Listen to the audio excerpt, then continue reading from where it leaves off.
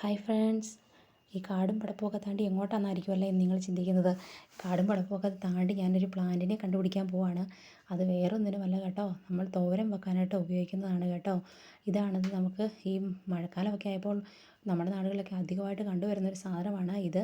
ചൊറിയണം എന്നാണ് പറയുന്നത്. ഇതിന് ചില നാടുകളിൽ ഇതിന് കൊടുത്തുവ എന്നൊക്കെ പറയാറുണ്ട്. എന്നാൽ വേറുള്ള നാട്ടിലൊക്കെ എന്താണ് പറയുന്നത് എനിക്കറിയില്ല.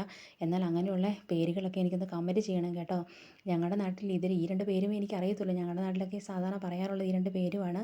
ഇത് ഞാൻ കുറച്ച് പറിച്ചെടുത്തിട്ടുണ്ട്. പറിച്ചെടുത്ത് ഇത് നമുക്ക് തോരൻ വെക്കാൻ വേണ്ടിയാണ്. ഇത് നല്ലതായിട്ട് ചൊറിയുന്നത് കൊണ്ട് എനിക്ക് തരിയാൻ മടിയായതുകൊണ്ട് ഞാൻ എൻ്റെ ആൻറ്റിയെ ഏൽപ്പിച്ചിരിക്കുകയാണ് കേട്ടോ. ഇത് ആൻറ്റി അത് കഴുകി റെഡിയാക്കി തന്നിട്ടുണ്ട്. കഴുകി റെഡിയാക്കി ഇത് ആൻറ്റി ഒന്ന് അരിഞ്ഞ് തരാമെന്ന് പറഞ്ഞിട്ടുണ്ട്. ഞാൻ അരിഞ്ഞ് ആൻറ്റിയെ കൊണ്ട് അരിയിപ്പിച്ചെടുക്കുകയാണ് കേട്ടോ. ആ സമയത്ത് ഇതുപോലെയുള്ള എൻ്റെ വീഡിയോസ് ഇഷ്ടമാണ്, എൻ്റെ ചാനലൊന്ന് സബ്സ്ക്രൈബ് ചെയ്യണം കേട്ടോ.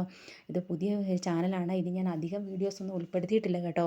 എന്നാൽ ഇതുപോലെയുള്ള എൻ്റെ വീഡിയോസ് കാണുമ്പോൾ ഇത് സബ്സ്ക്രൈബ് ചെയ്ത് തന്നെ കാണണം കേട്ടോ. അതുപോലെ തന്നെ ഇതുപോലെയുള്ള വീഡിയോസിന് കമൻറ്റുകളും നിങ്ങൾ അയക്കണം. അതുപോലെ തന്നെ ഞാനിതിന് വേണ്ടതാണ് സവോള ഇവിടെ അരിഞ്ഞ് വെച്ചിട്ടുണ്ട്. ഇത് അവിടെ ആൻറ്റി ഇത് അരിഞ്ഞ് റെഡിയാക്കി തന്നിട്ടുണ്ട് കേട്ടോ. ഇനി നമുക്കിതിന് വേണ്ടതാകുന്ന തേങ്ങ എടുത്ത് നമുക്കൊന്ന് ഒതുക്കി ചേർക്കാം. ഒതുക്കി എടുത്തിട്ടുണ്ട്. ഞാൻ വെച്ചിട്ടുണ്ട് കേട്ടോ. അതുപോലെ തന്നെ നമുക്ക് ചട്ടി അടുപ്പിൽ വെച്ച് ചട്ടിയിലേക്ക് എണ്ണ ഒഴിച്ച് നമുക്കൊന്ന് കടുക് പൊട്ടിച്ചെടുക്കണം.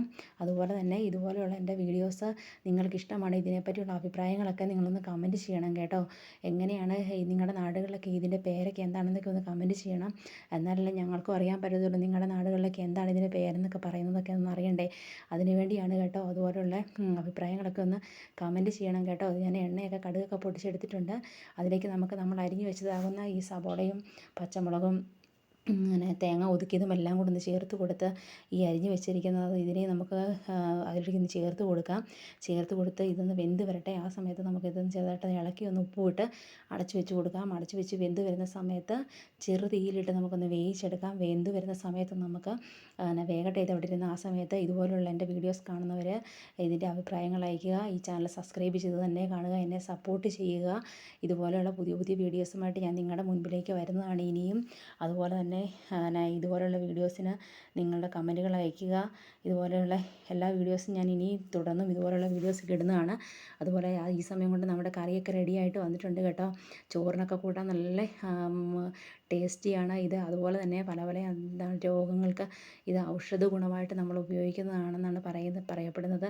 പല ഔഷധ ഗുണങ്ങളുണ്ട് ഇതിന്. അതുകൊണ്ട് ഇതുപോലെയുള്ള വീഡിയോസ് നേടുന്നതാണ്. Okay, by.